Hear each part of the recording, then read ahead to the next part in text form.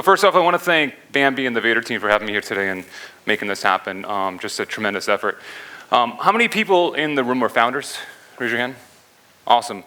And how many people are thinking and considering starting their own company? I am. Awesome.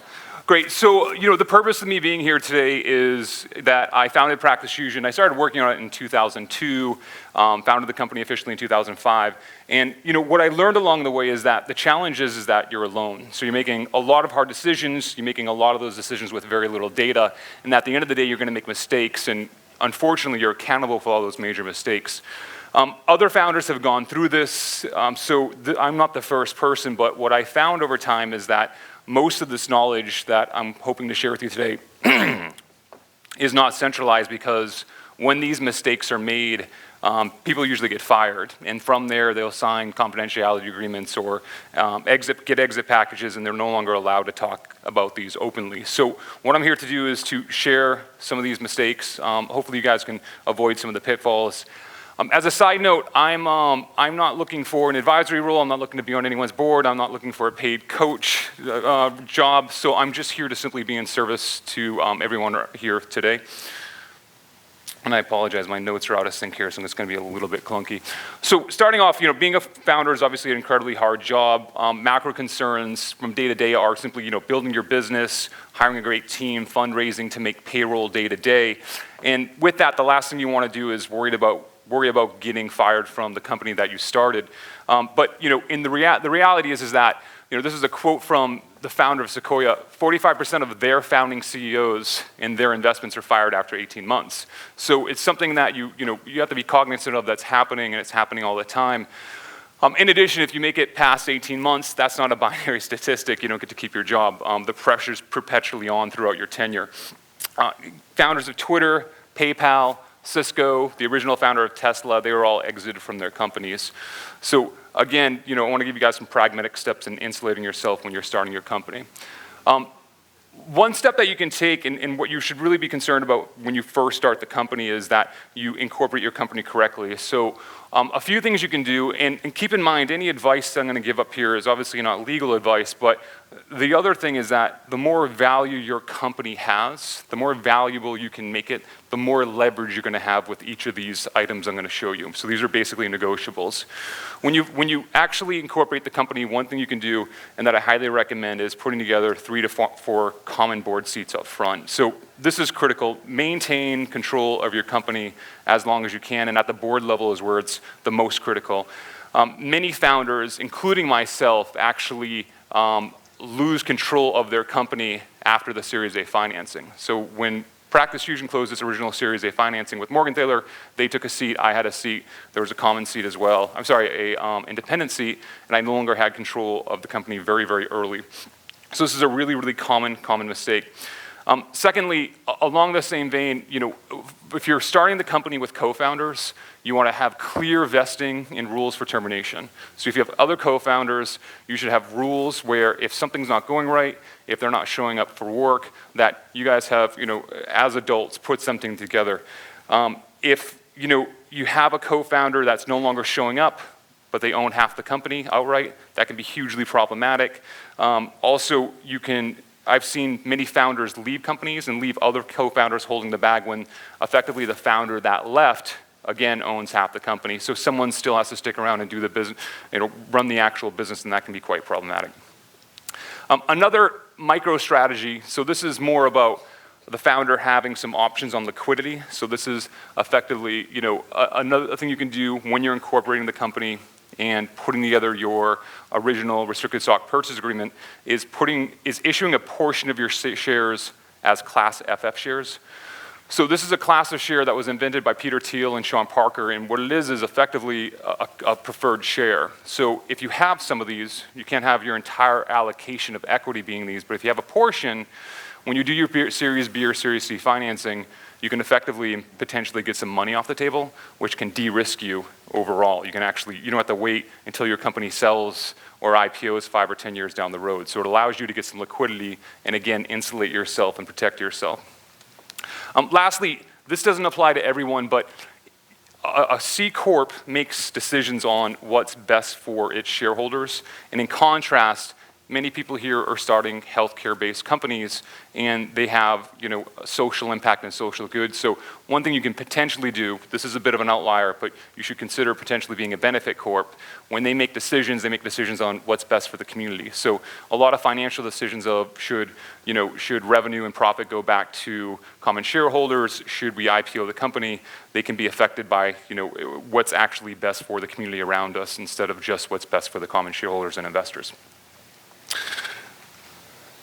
So your employment agreement, this is really key, and this is another place where I made a major mistake. My recommendation is sometime after you incorporate and sometime around the time you're closing your Series A financing that you come up and put together a robust employment agreement. So, if you think about your relationship with the company, you'll likely be engaged with that company longer than most of your personal relationships. So this is more of a prenup. And in case you break up, this allows you to protect yourself. For me, one of the things that I think is really key is you're going to need to always think about your downside. If this all ends today, not even if the company, if you're fired, if the company goes out of business today, what do I have left? What do I have in my bank account? Can I get any liquidity from the equity? What's really key here is that California is at will. So effectively, once you form your company, you start taking on investors and you no longer have control of the board. In the scenario I just mentioned, I didn't. You're an at-will employee. So if you don't have leverage on the board anymore, you can be basically let go for any reason. And that's just the reality of running the company. If the board of co-founders, the board and co-founders don't want you gone, they don't have to give a reason to do so.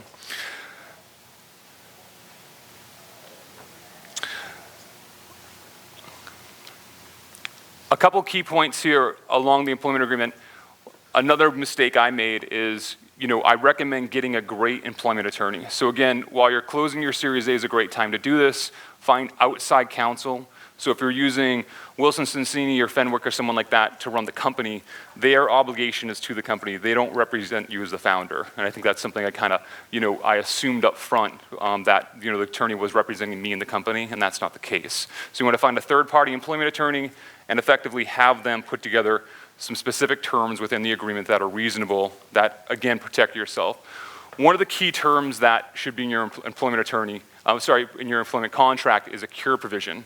So effectively, a cure provision is that if there's something wrong and the board wants to terminate you, you have time to actually mitigate it. They give you fair notice, you have a dialogue, you understand what the issue is, and you have time to mitigate it. So it's an incredibly fair term, in my opinion, and it's something that should be in everyone's employment contract. Secondly, severance. This is, I think this is probably more of a subject that it would have to be up for debate, and you'd have to obviously negotiate. But if you closed your Series A, you've built some value in the company. Depending on your valuation, if it's $5 million, you should probably be at the lower end of this. If it's a $20 million, A valuation, you should definitely be able to walk away with a little bit of cash. You founded the company. You put in a lot of sweat equity. The company might not have an abundance of cash. The reality is that that's not fully your problem. It's kind of moot. You should be worried about eating. So again, this is a negotiable that you'll be negotiating with your direct personal counsel as well as the investor that's leading the Series A as well. Pointing out the obvious, accelerated vesting. So effectively, on the accelerated vesting point, 6 to 12 months, somewhere in that range, your attorney can give you some counsel there, but you shouldn't leave the company penniless. You shouldn't be fired with nothing. There should be something for creating the company that should be incentivized and given to you. Lastly, just a point that a lot of people miss, if part of your equity package are options, you have to pay for those, and then they have fair market value that you're taxed on as well. So I've seen many, many people leave companies and have multi-million-dollar tax bills. So if you can extend the ability to exercise those, it'll give you time to evaluate the company, make sure it's doing well, make sure you want to basically allocate that nut of cash to pay for the shares and then pay for the equity too. But it can be quite expensive. I've seen many, many people leave their company, have huge pools of options, and not realize they have this major, major tax overhead that they're obligated to, and then leave all their equity on the table, which is quite painful to work for multiple years and not get any shares whatsoever because of that. Also on the employment front, negotiate for yourself because no one else will. So when an investor comes to the table, the investor is going to have preferences and rights in their investment agreement. They're going to have a board seat. They're going to have preferred shares. They have a contract with the company. They're protected. When you have a great executive come to the company, they're going to have terms within their employment contract because they're savvy and mature. They're going to have a change in control. If they get fired or the company gets bought, they're going to get something. They're going to get equity and cash like I mentioned. So these are things that all the major stakeholders at the table will have. I see over and over again, founders don't look out for their best interest. I believe this is because they're simply naive, or they don't have the experience, or they're overloaded as well. Lastly, you might get along with your board and co-founders now, and you might trust that they'll do the right thing, but the reality is when things go sideways, people always tend to show their ugly sides, especially when money's involved. So again, just always protect your best interests here. Next up, a great way to kind of insulate yourself and protect the company as well as get a great corporate counsel. So some of you might know this, some of you might not. It's pretty standard stuff, but the majority of firms in the Valley will work on contingency up front. So think about DLA Piper, Wilson Sonsini, Fenwick. You can go to them. If they believe your idea has merit, you don't have to pay them up front. You can defer fees, usually $25,000 to $50,000. Until your seed or Series A. So you shouldn't be paying your attorney up front. You should be spending all your money on R&D to develop your product. You don't want to pay legal fees, and you shouldn't have to. You don't pay until you're funded, as I mentioned, and the reality is that they do this to make money. If you're successful, you're going to drive them hundreds of thousands, if not millions of dollars in revenue from their services over time.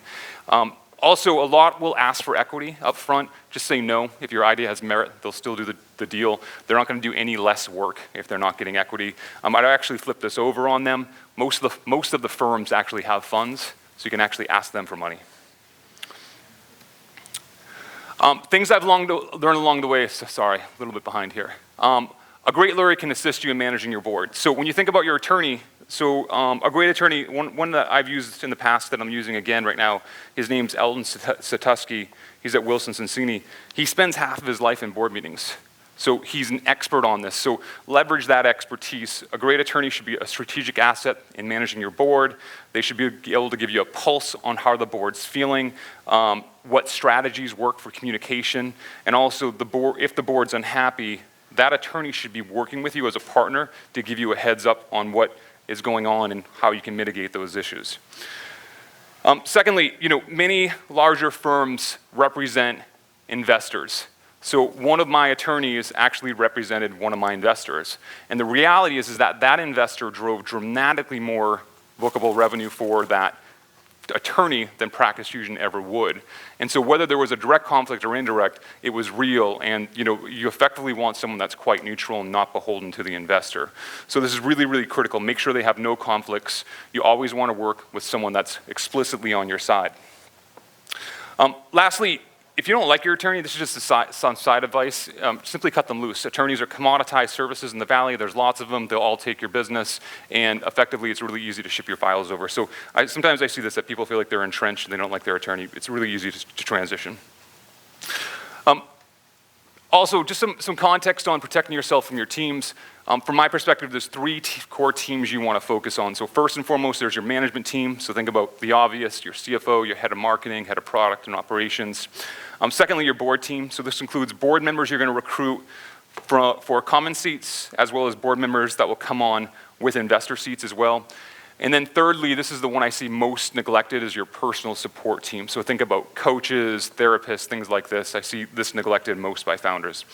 On the management team, when you hire the right senior leader, you're going to see a tectonic shift in your organization. So Jason Portnoy's here from Subtraction Capital today, and when he actually joined Practice Fusion as our CFO, he used to use this word force multiplier, and I didn't really comprehend what it was until Jason came on and brought some people with him.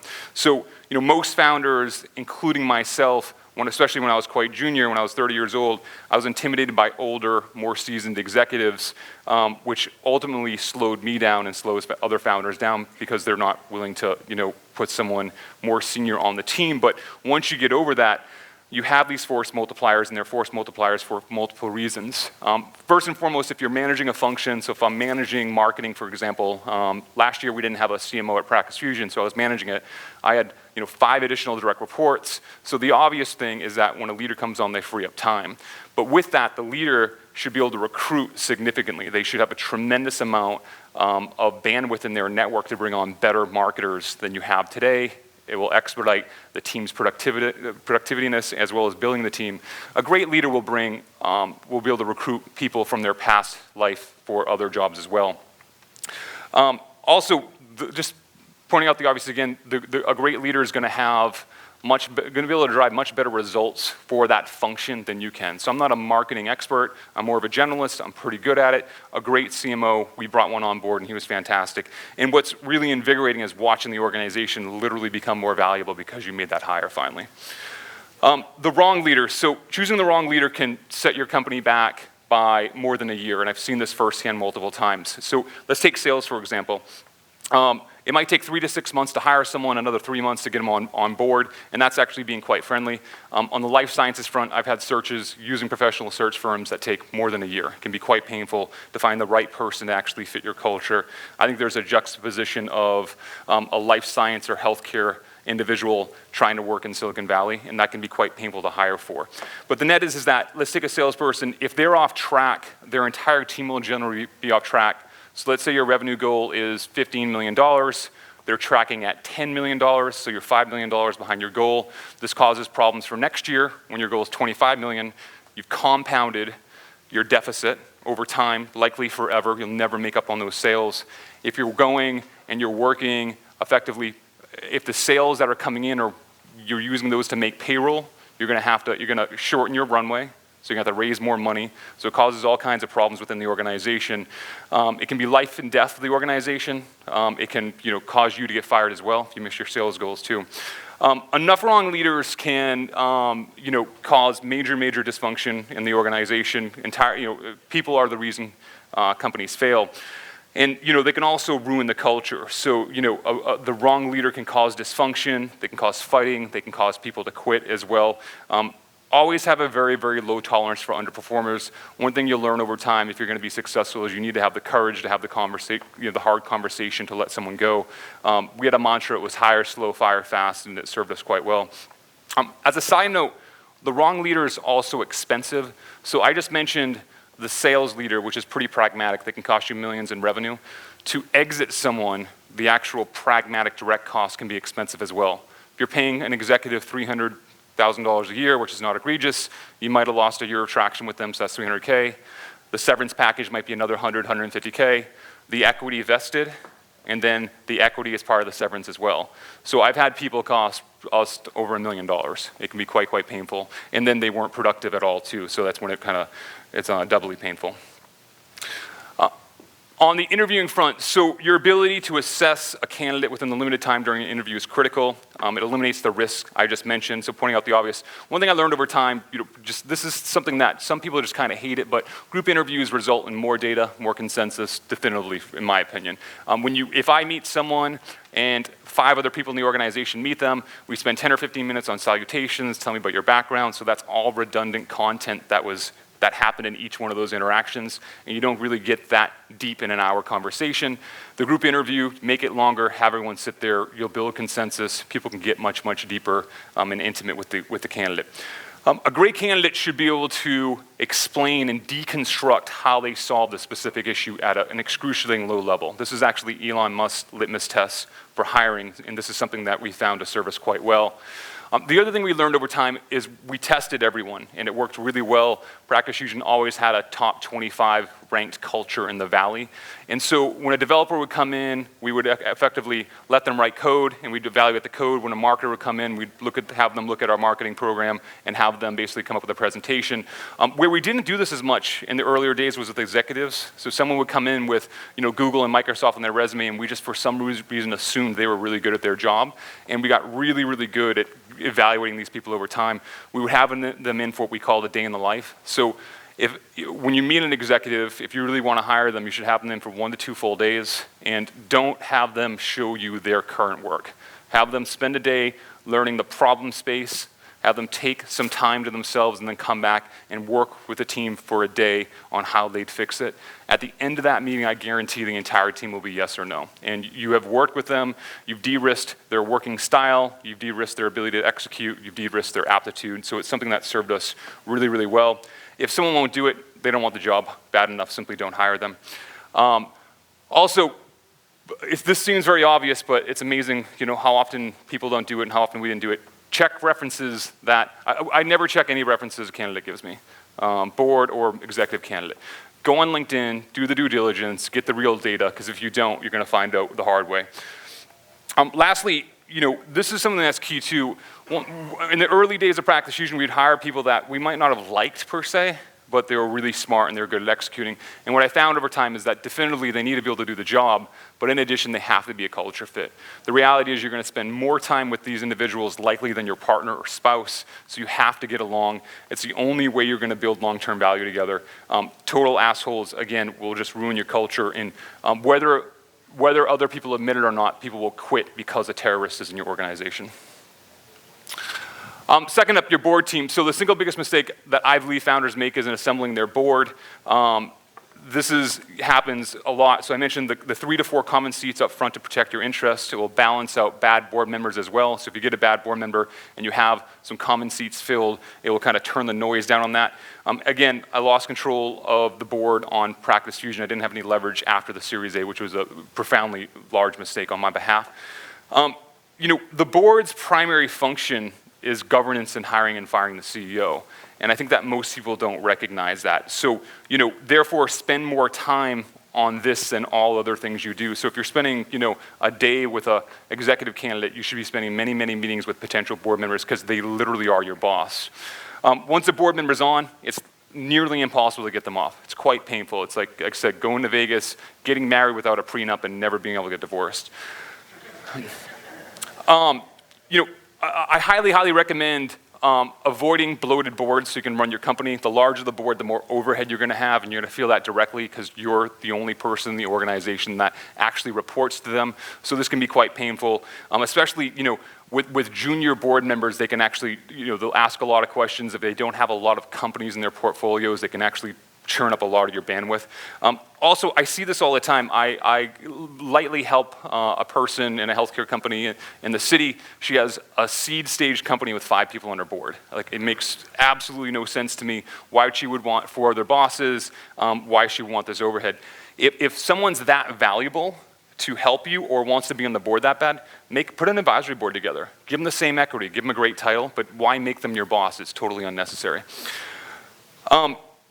And then, I recommend don't adding board members unless you absolutely have to. So again, the board's role is hiring and firing you, so why create additional overhead? And again, to maintain control of the board as long as you can as a founder.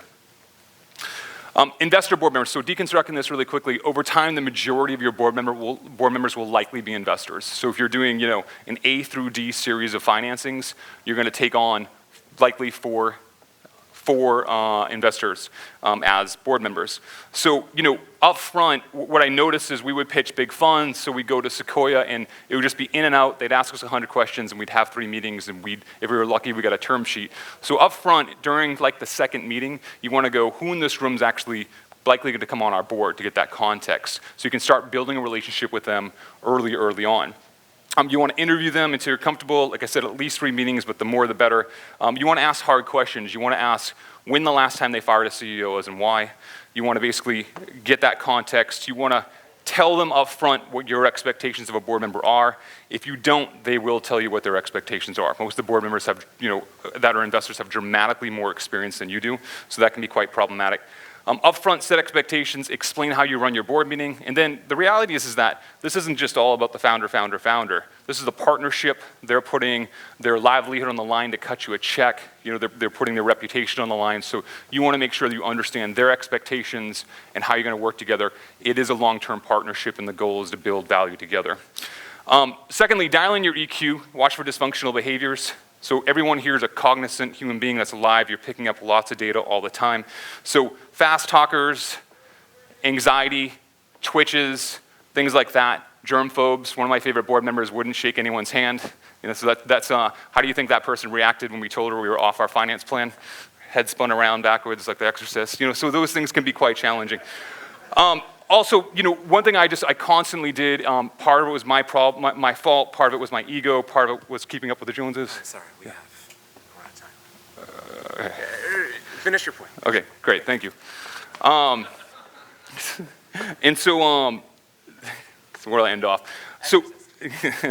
So, part of it, but, don't get so excited about the valuation that you're throwing out the baby with the bathwater. I did this multiple times at Practice Fusion.